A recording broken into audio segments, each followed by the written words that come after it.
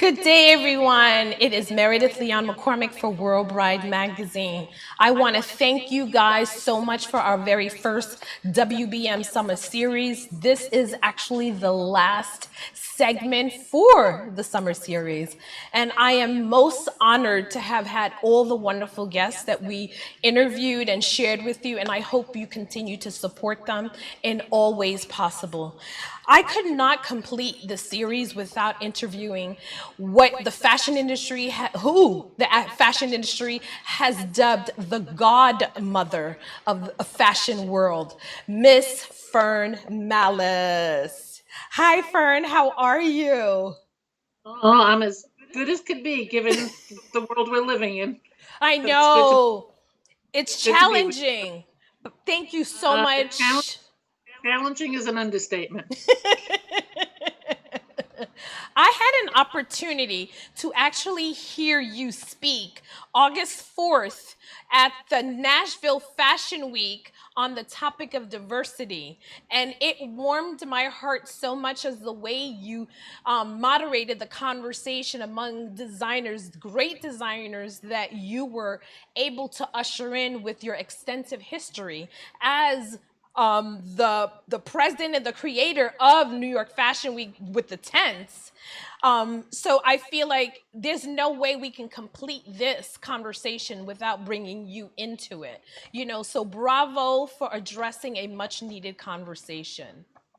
Well, I'm glad you enjoyed it because unfortunately, Nashville Fashion Week got a lot of throwback from it. Everybody is just so angry and so opinionated, and people were writing and carrying on. Why is a white woman moderating this? And she mentioned that she's in the Hamptons. I mean, they just took aim at everything, and it's so frustrating. You can't win in these conversations lately, and I mean, I felt if it was an all black discussion with all black people, they're talking to the choir and talking to each other. I agree with you 100%. I Have agree with everybody you. at the table to discuss it, and and diversity and inclusivity on Nashville's terms and everybody else's is about having women at the table, having Asians and other ethnic groups, having plus sizes, having ageism as things that are about inclusivity. It includes a lot of things, and that's it's a bigger discussion that I think the world and industry has to embrace. I agree with you, and I am very vocal about this conversation because now I'm honored to be on the committee for the diversity and multicultural for the Bridal Council, and I'm in communication with the Cfda about what I can do to do my part. But I do have to say that I do agree with you, and I'm comfortable getting backlash for agreeing with you on the topic of diversity and having you moderate the conversation. I feel it is a necessary topic, and only you can address it. And the reason why I feel you can address it from the fashion perspective is because you are the one that founded the 10th New York Fashion Week. When they were creating New York Fashion Week, 7th on 7th, 7th on sale, and all of that. Who better yet to talk about the evolution of what fashion did? Because you collectively with your team when the market was just starting and everything was a mess. And I think people need to see the movie The Tents, which kind of documents everything that happened and your contributions to it.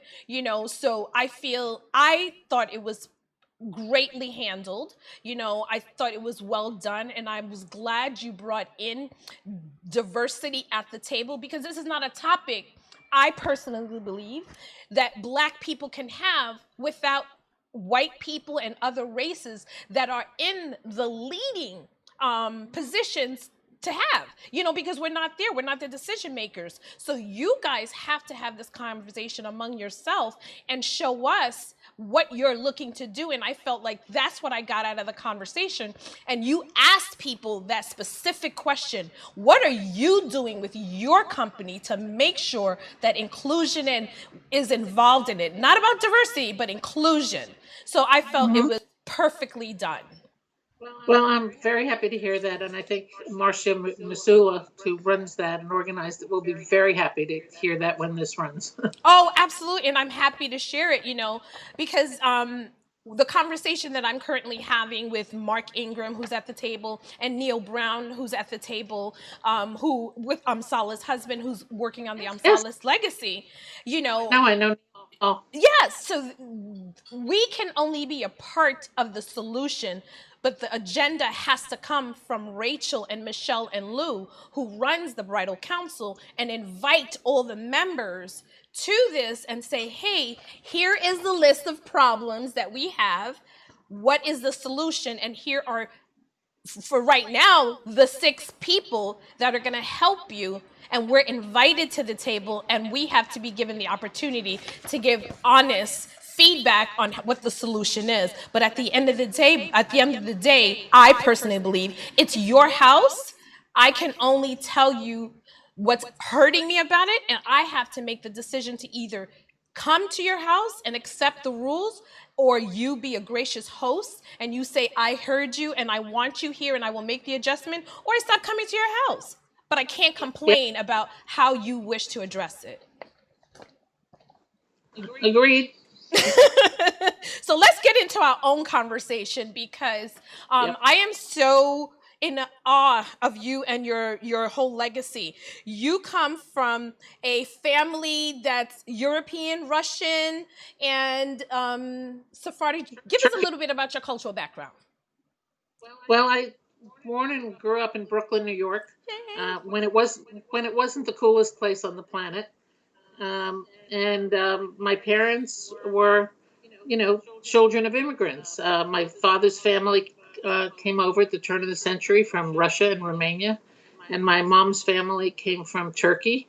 Um, and so it was an interesting combination of cultures.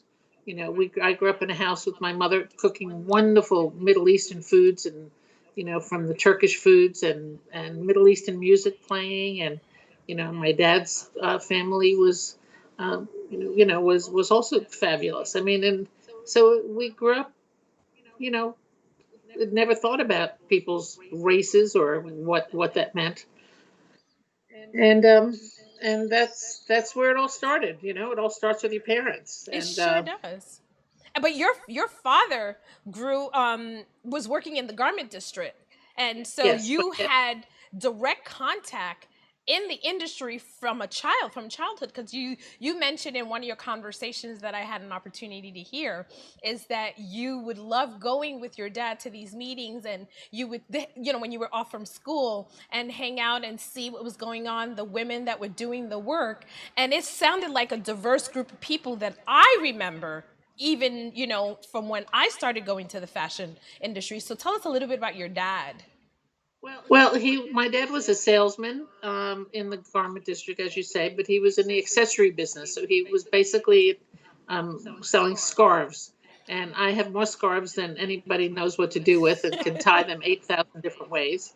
And he had 2 brothers who were also in the industry, one in sportswear, one in textiles. And years later, we found out that my mother's um, second, third cousins also had factories and worked in the garment district producing clothes. So, like you said, I mean, I used to go to my work with my dad on every day off from school as a kid, and it was long before Gloria Steinem created "Take Your Daughter to Work" days, you know. Mm. And I'd go to his showroom, and he was always meeting with buyers and fashion directors of the department stores, and he had all the best stores. He had all the New York stores and New York tri-state territory, because he didn't want to be a traveling salesman. He didn't want to. He probably could have made more money traveling around the country, but he wanted to be there for us when, momentous occasions happened. He didn't want to be on the road, and and I would meet with his. We were the cute little daughter. I'm one of 3 sisters. We grew up, and I grew up loving that. The scarves used to be designed by all these women in the art department Mm. with 8 billion little bottles and inks, colors of ink and paints. Nobody had CAD, computers. Nobody Right. had that. They would draw these paisleys and paint in every little color, and I was just fascinated. And and I'd go to lunch with my dad and whoever he was having, his business with, and they were all very courteous, and that's how you learn to grow up and have adult conversations. And they'd have a Bloody Mary, and I'd have a Virgin Mary. So you already Um, started to get the etiquette of entertainment, the art of entertainment already at a young age. yeah, and eating in nice restaurants and learning all of these things, at a very early age. And my dad, always had Women's Wear Daily at his office and always brought it home. And I grew up reading the paper, and that's how I, always would, I'd look at it when he'd come home, and I used to draw clothing all the time, and and loved clothing. And in high school, um, I won the fashion design medal. I had a teacher that I loved, and she said, you should go to, fashion school and design. I used to do beautiful drawings, and my dad said no. He said, don't go to fashion school. I want you to get a liberal arts education, because if fashion's in your blood, it'll happen when you get out of school. And at that time, we looked around at all the state universities, which were really pretty formidable. My older sister was at Pratt in Brooklyn and living on campus so that she'd have a campus experience, which was very wise of my dad. Hmm. And she was studying interior design, and I was always drawing bodies and clothing, and we always said if we got together we could complete a real nice drawing. Yeah. So I wound up going to the University of Buffalo, which Right. when I was in the very late 60s, almost 70, it was a volatile time in America. It was, Mm. the Vietnam War and protests everywhere and bra burning everywhere. And it was a complete revolutionary change in our country. And Like it it is was now. yeah, very much like it is now. And I joined, while I was in college, I joined a contest with Mademoiselle magazine Yes. and became a Mademoiselle magazine college board member, and ultimately submitted some artwork for the second level of that. Hmm. And I was one of the 20 girls selected around the country when I graduated to be a Mademoiselle guest editor, which Right. was an extremely prestigious honor and accomplishment. Lynn Sher, the journalist, was one, Betsy Johnson, Sylvia Plath, Ally McGraw, and if they had that contest today, it would be a reality TV show, with 20 girls living in some big high-rise apartment, fighting to get the job or the boyfriend or something. Um, Was and that that the was was my, that the place where you guys stayed, where it was the Barbizon Hotel or something like that? Yeah. it was the Bar Hotel for Women, which, is no longer. I mean, so many things changed, Hmm. you know, I think back at all of that, even when I was in college, after my freshman, sophomore year, by the senior year, the dorms were co-ed. At the beginning, you couldn't even let a guy into the building. And Mm. then things were just changing rapidly. Right. But the Mademoiselle experience, I mean, for me, it wasn't a big deal coming back to New York. For 19 other women, it was like many of them, their first trip to New York, and it was an extraordinary experience. And I have to say, I was the only one of the 20 that was actually offered a full-time job after that. And so after that June month in New York and a week's trip to Israel, which was part of the trip, part of the experience, I was the guest art editor, Right. and I joined the college competitions department. And then in that fall started traveling to campuses all over the country to talk to young women. And and it was a tough time because, like I said, it was very political scenario, and coming from a woman's fashion magazine was like crazy. But I did that for a while, and and then moved into merchandising and in another area at the magazine, where I was then traveling to department stores all over the country, bringing the editorial message of the magazine to life. And I that was the beginning of my career. So when people say, "How did you get started?" I say, "I won a contest," and that's really the truth. And that was your entry into the publishing world. You know, you invested, the fashion world, the publishing world. It was amazing when I heard you speak of that and the impact it had, because you were a graphic art designer. You won it, you won this contest, and you took a full advantage of that opportunity to go into it and dip your feet completely into it, because you mentioned that the September issue was not what we consider September issue to be of Magazine World, but it was the back to school, because that was the time when students were going back to school and spending money on clothing. So what better way than to reach them than during that time? Every department store had a back to school department and really great clothing. Now, you know, you go buy another new hoodie and you've got your outfit for school and you're done. You can wear the same pajama. Yeah. Well, now, yeah, pajamas, exactly. But Mademoiselle at that time also was such an extraordinary magazine. I mean, some of the best and brightest women worked there, who went on to do everything from start Elle magazine to, you know, the big editorial jobs at the New York Times and at Vogue, and they moved all over the place. They were just, it was a remarkable time, and a bunch of women. And and I was just a pipsqueak there at the time. But can you imagine what it prepared you for, the bigger thing that was about to happen in your life? Because you later went on to open up your own PR agency. Because the funny thing that I love what you said is your friends seem to think you had 411 written on your forehead, and every time they needed something, Fern, where can I get this? Where can I do this? What can I do this? So you took advantage of it. You had the foresight to say, you know what, I'm going to start a firm, and you partnered with your girlfriend, who later became what, Estee Lauder's major CEO or something? Well, I partnered with my friends who were architects and interior designers, Scott, Robin Jacobson, who had an office, and they gave me a desk in it. And the desk was a tiny desk with a typewriter return. And one of my first hires was their insurance broker's daughter, the insurance broker begged them, please find a job for my daughter. You know, it was during her summer before she graduated from Vassar. And so she came in and we all met and stuff. And she helped out in the office that summer. When she graduated, she came back and it was like, can somebody hire her? And I hired her because I fell in love with her. And Jane Hertzmark, who's now Jane Hertzmark Hudis, worked with me for 6 years on my typewriter returns, you know, sharing pea soup and everything else in between. And all our clients were, at that time, were in interior design and architecture. Scott's office at that time, Scott was designing Studio 54. So you can imagine how heady that was in the office with Steve Bellany and Schrager coming up to meet him. And Jane, after 6 years, you know, we moved out of Scott's office because they designed a beautiful office for us on Madison Avenue, 53rd Street. And we had great clients in the interior design world. And, you know, it started with fashion and then it moved out of fashion. It started with Charivari and Selma Weiser, who's an iconic woman and retailer who's no longer, nor is Charivari any longer.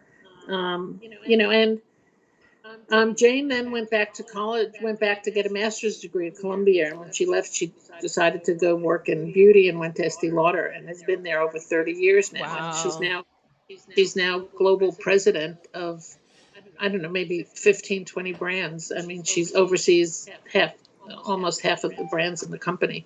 You know, I think she's probably the most successful woman in the cosmetic business. And bright as a whip and still is like family to me. But then it goes back to your famous saying that it's always great to be nice to the people you meet, because you will never know when you're going to meet them again in your life. So you just showed us the power of maintaining relationships and being kind to other people in this industry where we're constantly competing with one another. And I feel like it's such a disconnect, but those relationships that you forge, you know, and just the path that you started at led you to your other big major shift in your life, where you became the president of CFDA, and you now executive director. Director, executive yes, director. yes, executive director of the CFDA, where you literally were the one responsible for putting together all these designers under one tent. And what I loved about that, if you can just elaborate on it from some more, is this wasn't an easy task because it had never been done before, and it wasn't a cheap task. So it wasn't people doing it for free, or it was free for you. You had a lot of work to do. Can you give us a brief, explanation, because you did it for 18 years while holding another position at IMG for 10 years, right? Correct, something like that. Well, together it was like almost 19 years. The first 10 were at CFDA. And then after 10 years, CFDA we managed to sell 7th on 6th division that we created at the CFDA to create Fashion Week, and sold that to IMG. And then I left and joined IMG as a senior vice president of fashion. But the first 10 years, I mean, when I joined the CFDA, it was after I left the design universe, and there was a real estate crash kind of in New York and depression, and nobody was buying all this furniture and all this textiles, and I was running a big design center called the IDCNY, the International Design Center in New York, which I had left my PR business to take that on. And it was an extraordinary project, and it still is. It's a couple of buildings in Long Island City that have since been, retrofitted to offices and schools and other things as the design industry moved back into the city. But it was an extraordinary project. But when I left that, I was freelancing in a fashion PR office and reading about CFDA looking for a new director. They had just done their first big AIDS benefit called 7th on Sale. And I had gone to that and bought a dessert ticket because I couldn't afford the dinner ticket. And I was very much involved in the AIDS movement as being one of the founding board members of DIFA, the Design Industries Foundation Fighting AIDS. And so, at DIFA, we had tried to collaborate with the CFDA to do some things to raise money for the fashion industry after several years. And finally, CFDA did this 7th on Sale event, which was beyond magical. The Armory on Lexington and 26th. And, every designer had a booth that this unbelievable designer, Robert Isabel, designed. He was one of the great party planners. And it was a big gala opening with Vogue and, the co-chairs with Donna and Calvin and Ralph and Carolyn Rome, who was president. And it was selling all of their clothes in their own little areas that they designed so beautifully, as you could imagine, and everything was being sold well below wholesale prices for 4 days straight over, a long weekend. And people bought tickets to get in and waited around the block till they got in to get in, and had 2 hours to shop, and had to spend an hour on checkout lines that were the length of the Armory. And and after that, CFDA was looking for a new person because they'd raised a ton of money. Everybody was depleted of energy. Nobody could move forward. They had a very tiny office at 1412 Broadway. And Carolyn Rome said she resigned the presidency. And there was a man who I knew from the furniture industry and the fabric industry, in fact, Robert Raymond, who was the executive director. And he was a good friend of Perry Ellis. And his contract wasn't renewed. And so after a couple of months of reading about CFDA looking for a new director and reading about it in Women's Wear, I called a few friends, Jeffrey Banks being one of them, my black designer friend. He's been my friend. And a few other people, and and they said they found out who I should send I said, should I throw my hat in the ring for that job? And it was like, oh my God, you'd be perfect. Oh, please do it.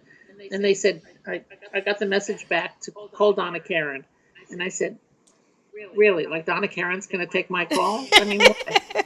And then they said, well, send a resume to Stan Herman and Monica Tilley, who is a swimwear designer, basically.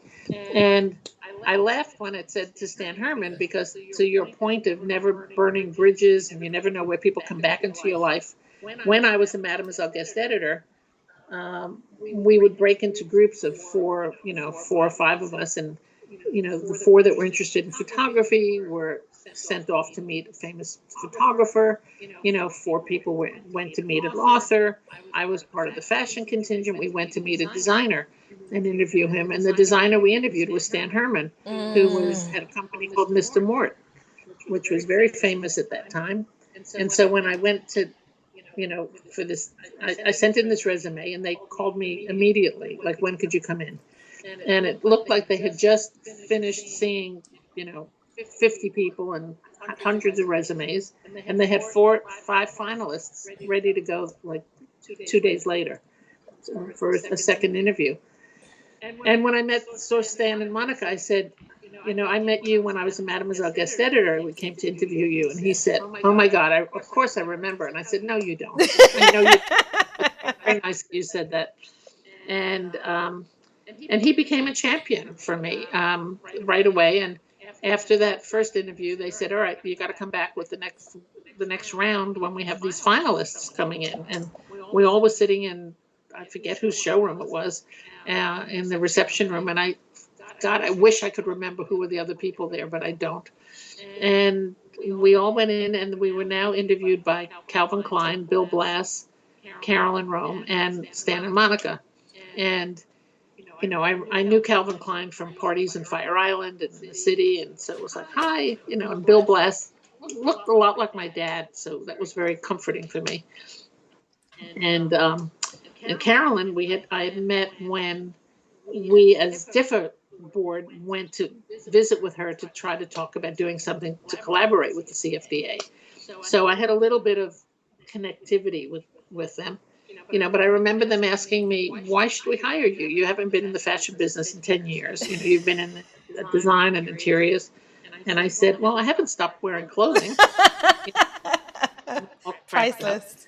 I said, I haven't stopped shopping, and I never stopped, looking at fashion magazines, and it's in my DNA, and so was at that time fundraising, because I was doing so many events and activities to raise money for DIFA for AIDS, because all my friends were dying. And, we talked more and more, and they said, come back, to the, we're interested. And then they took me to the office to see it and said, we wanted to manage your expectations. This isn't a big glamorous job, and it was a horrible office. I mean, it was really old file cabinets. The phone was not even on the desk. You had to get up from your desk to go across the room to answer the phone. It was in the back by the freight elevators. And, and it was hard to, it was really managing your expectation. And so, I had to then go to the next meeting, which was a full-on CFDA board meeting to be ratified by the board. And it was on March 26th. It was on my birthday. And I remember, all of these meetings, the most stressful thing in my life was figuring out what to wear to them. And I went to that meeting, and that room was a huge boardroom. And it was Calvin and Donna and Ralph Lauren and Oscar de la Renta and Bill Blass and Marion Restivo and Joseph Abboud and Trisha Underwood and Mary McFadden, and you name it, they were all there. And including Eleanor Lambert, who founded the CFDA way back when. She eventually would call me that woman. And they challenged me on a lot of things. Oscar said, how could you raise money for us if you're on, DIFA's board and you're raising money for DIFA? And I said, don't ever ask me to stop raising money for my friends who are dying. I will do everything I need to, but it will not take away 1 ounce of energy or, with what I will do for the CFDA. And Mary McFadden even asked me, because I had created an organization called Furnish a Future, which was a division of the Partnership for the Homeless. And it was to utilize furniture and everything that people wanted to get rid of in New York, which has always been a problem. And now there was this opportunity to call up Furnish a Future and have a truck come with a logo on it that I got a friend to design all the logo and graphics for this division. And, they'd pick up your furniture and take it to a warehouse in Brooklyn where when the homeless were assigned housing that the city would work with them on, they would go there and pick out furniture and dishes and lighting and rugs and everything that people had passed away. And let me tell you, the stuff was incredible. Right. And Mary challenged me on that, and that made crack me up because I said, the only reason why I got involved with that and created Furniture Future was because the meeting, I was out of work at the time, and the meeting was being held in your showroom. And so that interested me. And so I went to the meeting because I wanted to see your showroom. And sit there, I listened to everybody, and I raised my hand. I said, why don't we call it Furniture Future? Why don't we do this? I have a friend who can design that. I love your initiative. You took a leadership role immediately. Yeah, so that was great. And anyway, long story short, actually long story long, I was asked to go back into the back office with Carolyn's assistant, and we sat there while they talked about me and made their final decisions and invited me back, and they had a birthday cake and all sang happy birthday. Wow, what a welcome. And that's how I became the executive director of CFDA. And the first thing I did was get us to move the office to a higher floor and a place with better windows and better views and more space to bring a couple of people in, and got my good friend Scott Bromley, who I shared office space with, to design it and pull it together with a lot of workbench furniture and stuff. And then the next thing I did is I got my good friend Michael Beirut from Pentagram to design the CFDA logo, which is the one that they have now with the beautiful F. Gorgeous. The logo before that was terrible, and I said that doesn't really speak to the classiness of what this industry is about. Right. And I think Michael did a job. That logo, I still adore it, and it's brilliant. It's gorgeous. I mean, all of these steps that you just explained showed the philanthropic side of you, because it started from one thing and you consistently evolved throughout your whole career.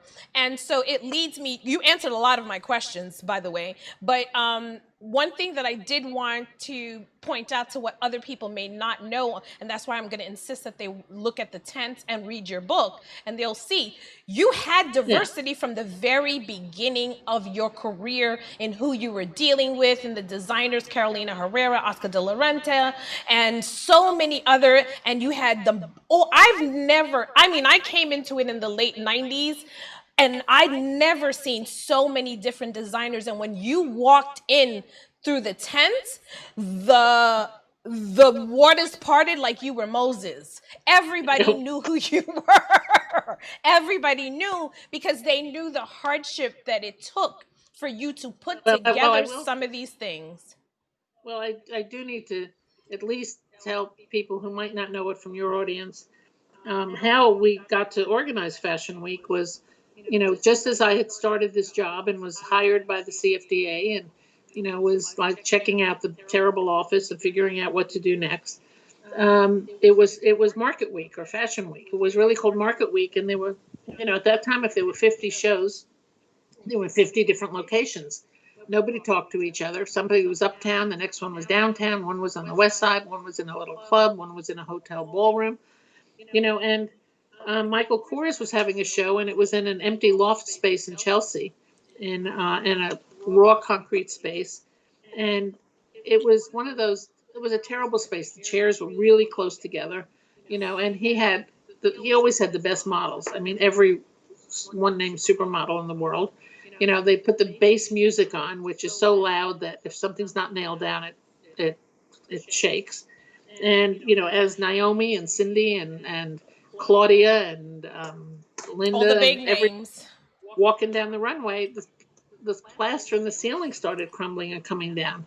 And it literally came down in chunks onto the runway, and the girls just brushed their shoulders off. But chunks of plaster landed in Susie Menkes's lap from the International Herald Tribune, and Kerry Donovan, who was the New York Times critic. And, and they were not happy about it. Nobody remembers what the clothing looked like in that show. Everybody was looking for where's the emergency exit. God forbid it got worse. And that's when I said, I think my job description just changed. It was never part of the discussion that, we want to hire you. We think we want to organize fashion shows. And it was never even mentioned. And and so that became the next 2 years project, organizing meetings and conferences and calls and looking for spaces, and until we were able to create 7th on 6th, and put up tents in Bryant Park, which changed over the years. The tents started with an entry at 42nd and 6th, with long connecting, to a tent that was on over the fountain, another tent that was on the back of the park before the restaurant was in place, and another venue was in the public library in the Celeste Bartos Forum. Used to call those venues our three muses because they all had women's names. And eventually we had to move out of Bryant Park one season, and then there was so much flack that the city finally agreed to let us have the lawn. And that's when it really blossomed, because we were able to enter the tents from the stairs on 41st and 6th and have that beautiful Elizabeth Shaw Lowell fountain in the lobby center. And you'd go up a couple of steps where we built over the lawn and had 3 or 4 venues behind us. It was a real fashion village. And all the tent fronts were magnificent. I mean, I loved them. Every one of them had told a story and had a reason for the timeliness of it. And today, somebody sent me something recently. One of my favorites was in 2008 when we had an election, and we did the tent front was all campaign buttons. It was all different colors, different sizes, and it said "Fashion wins, vote for style." I love All that, and we printed up buttons for people to take. And everybody took pictures in front of that tent. It was so much fun. It was the most amazing and iconic thing that the city could have had. It brought traffic from all over the world. It literally, that show at that point, Under Your Reign, It was a game. Oh, it totally did, because it brought New York Fashion Week from the last to the first of the shows when show season was happening. And I'm telling you, all the kids and everybody in the world that ever wanted to be in fashion, even the people that didn't want or know anything about fashion, when Fashion Week came, it was the showstopper right there. The whole world stopped for that week. And so we're so honored. Hang out on the side of the stairs Yep. behind police barricades, watching everybody come and go. Absolutely. And, people sneaking in wherever they could. It was really it was magical. It was a special time. It really was. And it was celebrities came from all over the world wanting to get in, and the sponsorship, it went from Mercedes-Benz Fashion Week, what was the other one, the camera, Olympus Fashion Week. That's how much of it I remembered. It was General Motors and with them, and then General Motors, then it shifted to Olympus, which was trying to introduce a new professional camera. Yep. And since we have so many professional photographers, that's part of the show. Yep. That was interest to them, and then Mercedes kept knocking on the door, and we didn't even have to go after them. They came around, and it became Mercedes for a long time. And then Mercedes then used that as a platform worldwide and got involved in many fashion weeks around the world. And I got involved in many fashion weeks around the world after we sold to IMG in 2000. And that was fascinating, because I became like the ambassador then, and anybody who wanted a fashion week in a country was looking at what New York did, because we were the first one that also ever used corporate sponsors for shows. And that's another entire story about getting sponsorship. But just the sponsorship alone, it gave other, and going back to this whole diversity conversation, it put so many people on the map during this whole week and years of it, because MAC Cosmetic came out, and every single artist, Black, white, Hispanic, Asian, that was a makeup artist, they got a chance to be in a luxury arena that they normally would not have had the opportunity. I knew careers that were built during New York Fashion Week because of that. So many careers were made and fostered. It's that, and that's what people don't even realize sometimes. It's not just about the designers. It's about the producers, the PR people, the riggers, the sound people, the stylists. Everybody became part of this universe, making this all happen and come together. Everybody had a piece of it, and yeah, you couldn't do it without being diverse and and across the board, and including everybody in it. Audrey Smaltz, who was like ran the ground crew, you Yes. know, all backstage. They were the OGs. Yep, I Um, agree with you because Audrey Smaltz was infamous for bringing in all the black and brown children to help yep. with the dressing. That's as close as these young people would have gotten to these supermodels, the celebrities, and everything else. It fostered so many stylists, makeup artists, people that would have never ever had the opportunity. And so for me, I know it must be painful for you to see and hear that diversity and inclusion has not continued to evolve with what was started under your reign. So now you're It, doing some. it even started before my reign. Before I even had that job, in my very early in my career, I spent a couple of years as fashion director at Gimbel's East, which Mm, was the store that was up on 86th and Lexington, and that doesn't exist anymore. But during that reign, I would go to fashion shows and see all the designer shows, and I'd go to people like Clovis Ruffin and um, Dee Dee Dominic and Carmelo Pomodoro and all sorts of people, and Stephen Burrows and yes. and all the designers then. I mean, they were all using black models. I mean, every girl on the runway was Beth Ann Hardison and Alva Chin and Pat Cleveland and I can't even remember half the girls' names. Billy Blair and um, Norma, who started a big catering company in Harlem, and Norma Jean. Um, they were all black, and it was so normal. It just seemed like right. Those girls, they walked the runway like nobody's business. I mean, and Pat twirling Oh and my posing. God. I mean, those girls brought life to the fashion business like nobody's business, Yep. you know. Naomi And Campbell, all of them. They just we were. later, but these girls really broke the ice, and that's when those girls also were part of the battle at Versailles, and changed the whole perception of American fashion.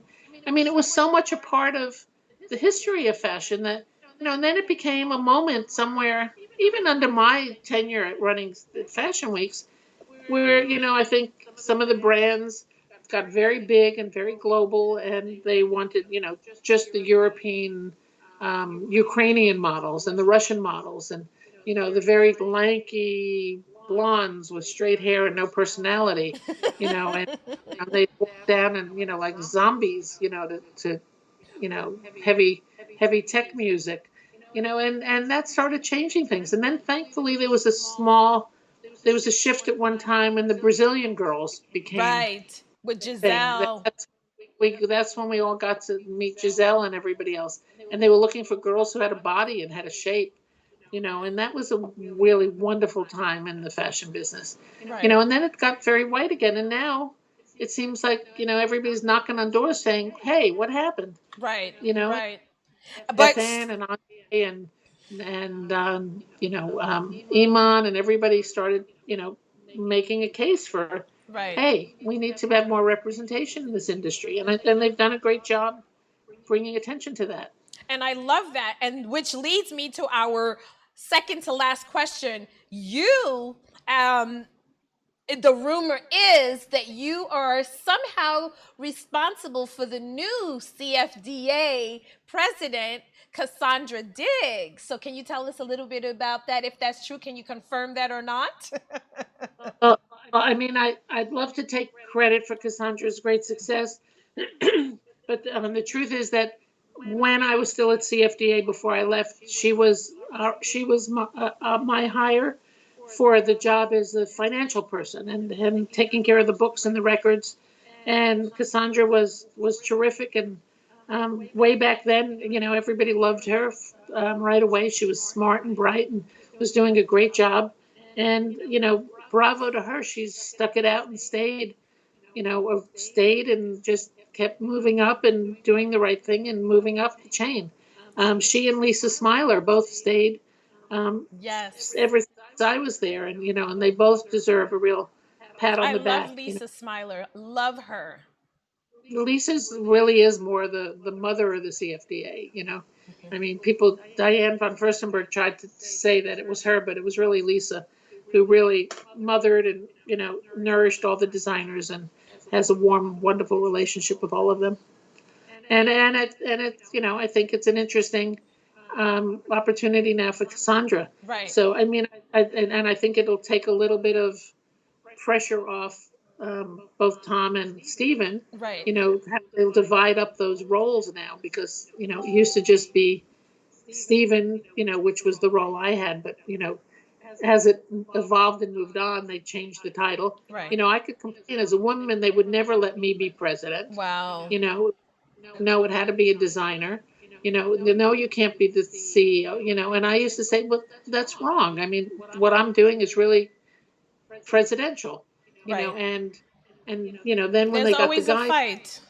then when they got the guys in that job, they changed the title to make them president and made Wow. Stephen CEO, and so, which opens more doors to you to, call on other executives around the world as a CEO and president, Wow. and Tom, was chairman. It used to be that that designer was the president and the employee was the executive director. So that's all the titles moved around and changed. Right. So now Stephen and Cassandra are like the double duty team, and I think that they'll get a lot done. I'm The excited CFDA. about it. I'm excited to see the change and what's going to come for the future.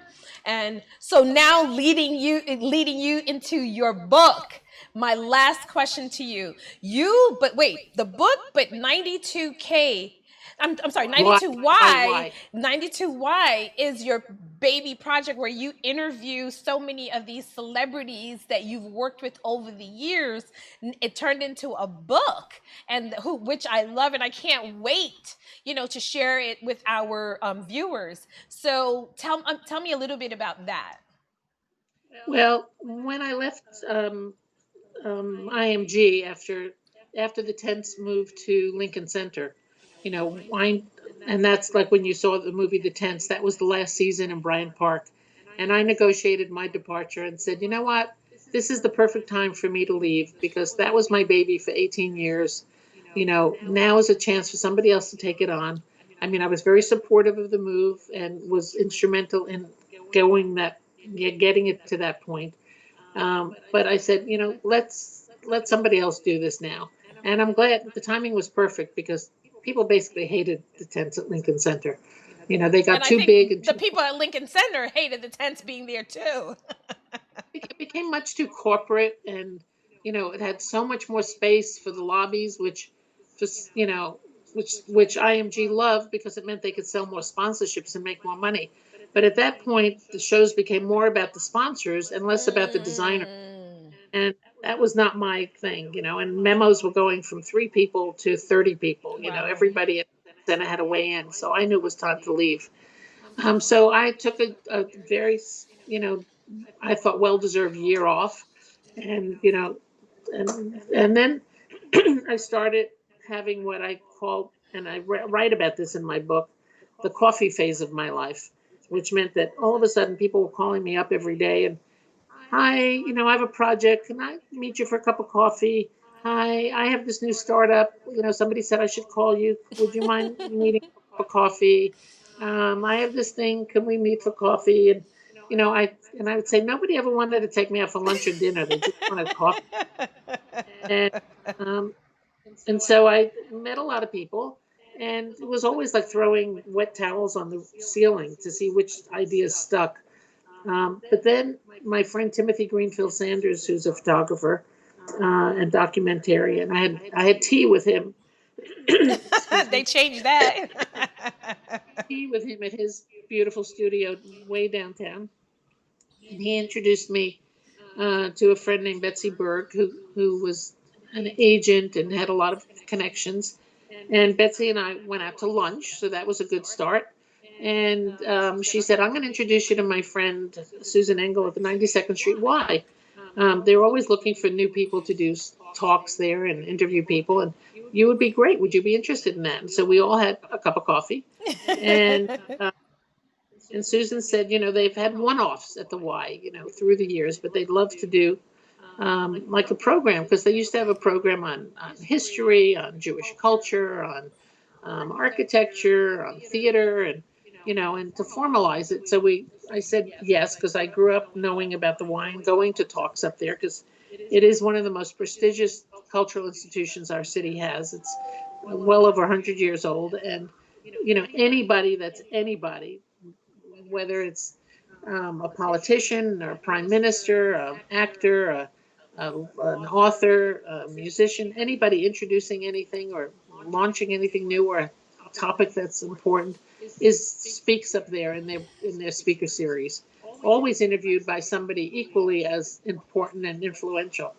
And so when I was asked to do this, I said, well, geez, I'm usually the one being interviewed, but I guess I could string together a couple of good questions. We said, let's call Fern, fashion icons with Fern Mallis. And Susan said, do you think you can get some good people? I said, let me try. And the first one was Norma Kamali, who's an old friend, and I've known Norma forever and adore her and still think she's probably one of the most creative designers our country has ever had. And I cut my teeth on Norma, and then I had Calvin and Donna and Tommy and Marc Jacobs and Michael Kors and André Leon Talley and Betsy Johnson and Vera Wang and Diane and Oscar was one of the last interviews that I Yes. did.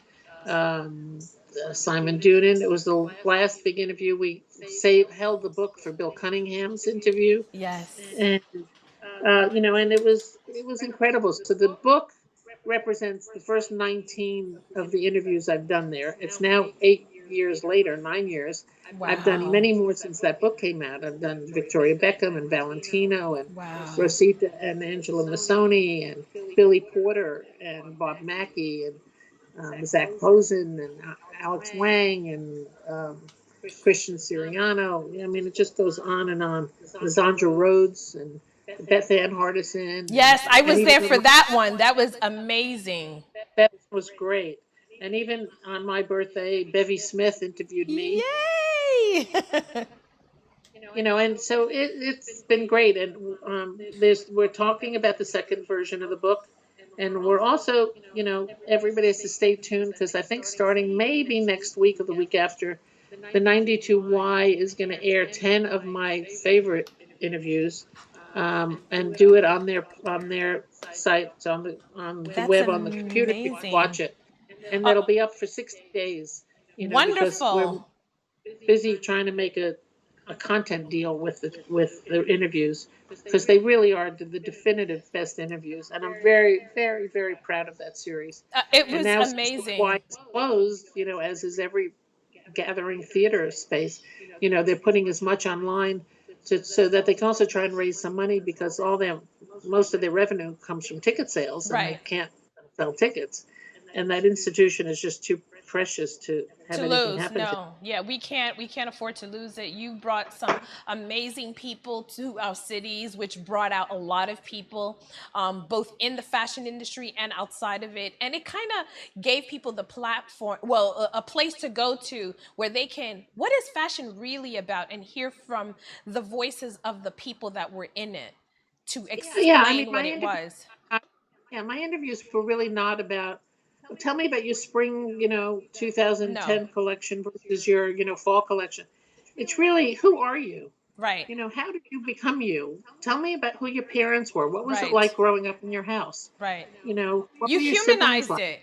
What What was school like for you? Were you a good student? And you hear Tom Ford talking about being, 7 years old and carrying a briefcase, you know, and like a little jacket to school, and it's just incredible, the things you learn about these people. Yeah. Um, and you know what? The One of the most common threads throughout the interviews, most of the creative people, their grandmothers were the most influential in their life. Absolutely. I noticed that with everybody. It all started from small families. And that's one of the comments that you made in your introduction in your speech when you did at FIT Museum, I believe it was, where you said that these are people that didn't come in and take over somebody's company, but these are Yeah, people they that didn't started start from the with. They ground up. started from. Yeah, you start from nothing. How do you build a business? It Yes. fascinates me. How do you do it? Do you have an Yeah. idea?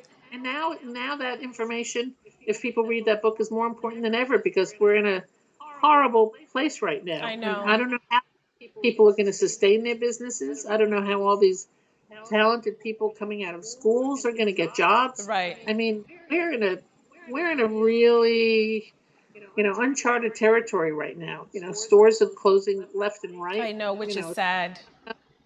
Designers are, holding on for dear life. What do we want to wear? What do people want to buy? It's a whole new world now. Right. And I keep saying we're living in a very bad science fiction movie that Real bad. just won't end, and because we have a director that doesn't know how to end it and can't figure out the way to stop it, and we're all But it's up stuck to in this movie. us. Yeah, but it's up to us, the people, to collectively find our solution to at least vote, pieces to of vote. it. And you Vote, heard to her. Vote. Well, can you please give us your website and where everybody can follow you? Because you speak at different locations around the country, but of course now it's going to be virtual. Can you give us your website so everybody can hear where they can find you and keep up with you? Yeah, we try to keep the website, up to date. It's not easy. My intern is now back in London, and she's not coming back till next month, but she helps on it. But yeah, it's www.fernmallis.com. But follow me on Instagram at Fern Yes. Mallis, because whenever I'm doing something or talking about something, we post it on Instagram and then put it in my link tree. So if people go to my link tree and my bio, you can see a lot of the things I've done. And that's probably the easiest way to see stuff. I mean, I think we've become an Instagram world now. I know, we definitely are. And I love the fact that everything is so accessible and people now have the pleasure of feeling like they know you through the social media. So that we're thankful for. So I want to tell you, thank you so much. I am honored. I'm besides myself. I don't know what to do for you taking this time because I know you're a very, very busy woman. Thank you for setting. I put on makeup for you today. Yeah, and I'm excited. I can't believe it. And so I do have a message for you from my fashion director, Carlton Jones. He knows you love caftans, so he has one in the makings for you. So stay tuned, Miss Fern Mallis. Again, thank you so I'll much. tell you where to send. Absolutely. Yay.